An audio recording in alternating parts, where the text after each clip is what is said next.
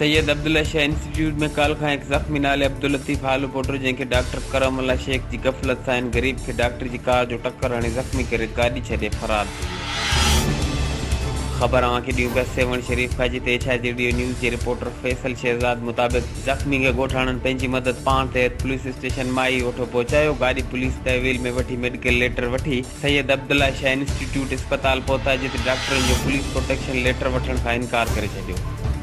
ग़रीबनि जूं दाऊं ॿुधण खां डॉक्टरनि जो इनकार। ज़ख्मी अब्दुल लतीफ़ जेको 2 ॾींहंनि खां अस्पताल में दाख़िल आहे, जंहिंखे को बि डॉक्टर मेडिकल लेटर वठण लाइ तयारु न आहे। असांजी जेका गाॾी एक्सीडेंट थी वियो आहे, गाॾी असां मुंहिंजो रक्शो हुयो, वञी साईं जी गाॾी हुई, असां उहा थाणे ते पहुचाई। थाणे वारा पुलिस खां आई, असां जॾहिं दाख़िल थिया अस्पताल में, उहा गाॾी पैसा पुलिस खां छॾाए वियो। पुलिस मनाई आहे इंसाफ़ माण्हू भले मरी वञे, पैसनि ते गाॾी छॾे न वञे, पोइ वारी मालिकी न कंहिंखे मिलंदी।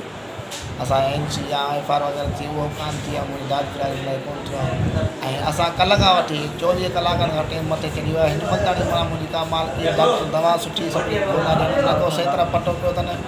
उन खां बाद में जेको असां जेको कोन ऐं साईं डॉक्टरनि खे असां लेटर पाढ़ी पुलिस जो लेटर वठी आयासीं। कल्ह खां वठी असां तमे असां हुन लेटर ॾियो पिया, को डॉक्टर लेटर वठण लाइ तयारु न आहे। जंहिं ॿुधाईंदे चयो त मुंहिंजी मदद करण लाइ को बि तयारु न आहे, त पुलिस गाॾी बि छॾे ॾिनी आहे ऐं मुंहिंजी मदद करण लाइ केरु बि तयारु न आहे। जंहिं अपील कई CM सिंध सैयद मुराद अली शाह ऐं MNA सिकंदर राव पोटरो ऐं सैयद अब्दुल्ला शाह इंस्टीट्यूट जे डायरेक्टर मुइनुद्दीन सिद्दीकी खे मुंहिंजी मदद कई वञे।